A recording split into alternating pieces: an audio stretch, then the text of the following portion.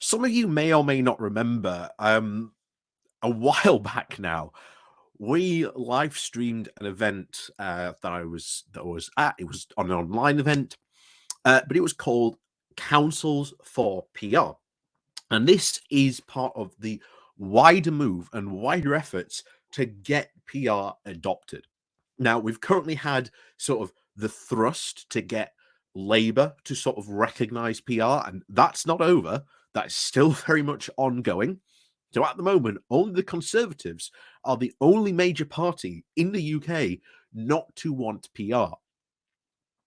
So there is now another thrust, and doing stuff like this is important. This is political activism at its very best, and I must say the people at the the PR campaign pushing for PR are very, very good.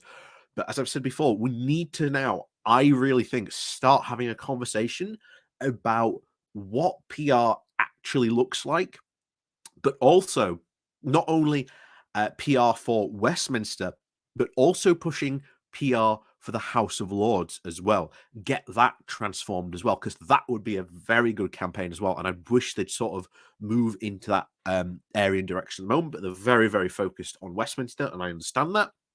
But I think those other two areas, in the House of Lords, just as important. Really, really just as important. So I do hope that they do move into that general direction. But as always, we'll see. But some good news, because Councils for PR's whole aim is to go to local councils and get them to pass a motion that is pre-prepared on their website to essentially get councils to recognise and ask for Westminster to adopt PR, which again puts more pressure on the PR question, but also, as I said, eventually should move us into the direction to have the conversation about what PR actually looks like in the UK. Because it's all fine saying we want PR, but we're now getting to that stage of what does it look like? So I do hope that we go forward with that conversation. But some very interesting news on this front, because it turns out Jacob Rees Mogg's own constituency have voted for this motion. His local council has actually voted for this. So this is quite a win. So this is a big win for this movement, a very, very big win. So we're going to go into the article from the London Economic to talk about this, because this is a really big win, because Jacob Rees Mogg is one of the most staunchest candidates, certainly in Parliament, who is vastly, desperately wants to keep on to and hold the current first past the post voting system. So, before we go into the article, please do remember to hit that like, share, and subscribe button. And of course, down below, there are links to my Patreon page and a donation link called Buy Me Coffee, where you can buy me coffee. And as always, thank you very much to all those people who do help watch and support the channel. So, over we go to this. So, this comes from the London Economic with the title of Councillors in Jacob Rees Mogg's constituency vote in favour of PR. This is not the kind of news the honourable member for the 18th century likes to read. Councillors in Bath and East Somerset Council have just voted overwhelmingly for a motion calling for the use of proportional representation voting in Westminster and local elections. The North East Somerset Jacob Rees Mogg is one of the UK's staunchest Tory MPs, calling for the retention of the existing first past the post system. It dates back from 1884. They said the UK is the home of the parliamentary democracy, but it has been left behind by the vast majority of developed countries, as we are now trapped in our archaic and undemocratic first past the post election system, said Lambridge Green Party councillor Jane Wright, who proposed the motion and was seconded by the Lib Dem councillor Ruth Mallory. More than 20 councils have now passed this motion to scrap first past the post for Westminster and elections to bring in a PR voting system, a system in which seats won match votes cast. So this is really good because it's 20 now. But just as, when the Labour for PR and the PR movement started in Labour, it was put forward to these people, you'll never get more than 80 local Labour constituent parties to vote for this motion to bring it towards, the national conference to be voted on. They did it and they won, and they got over 300 local constituencies to do it. It was brought to the National Convention and it won. It got voted on and it won.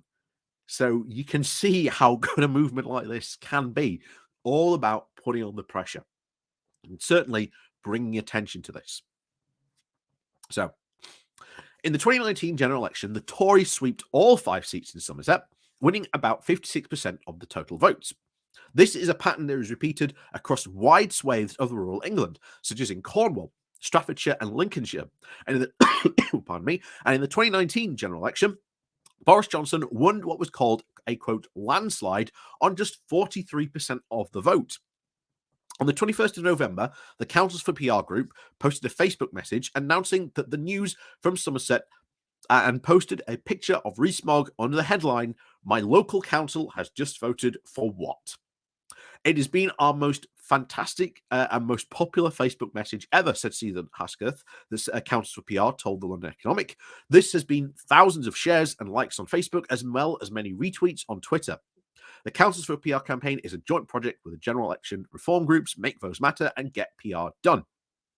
With the Labour Party's members now endorsing PR in their September conference, all UK parties, except the Conservatives, are now calling for PR to be used in elections that follow the next vote, expected in 2024.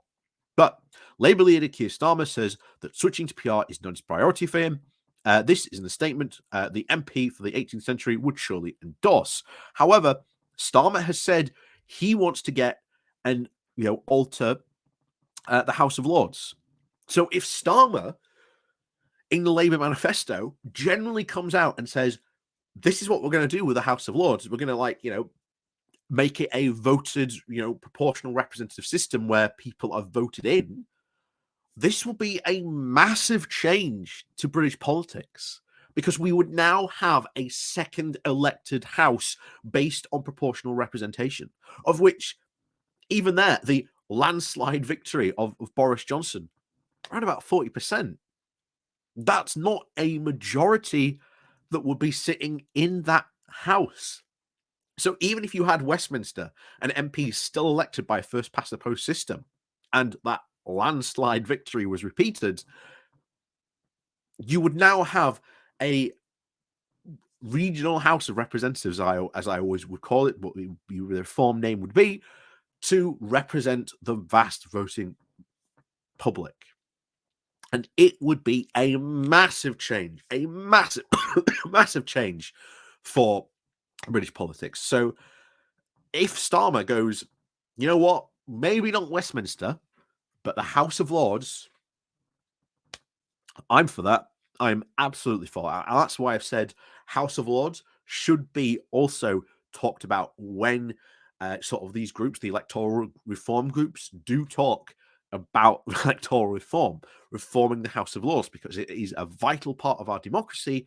And yet you and I do not get a choice about who sits in the House of Lords and votes and gets to amend very important pieces of legislation.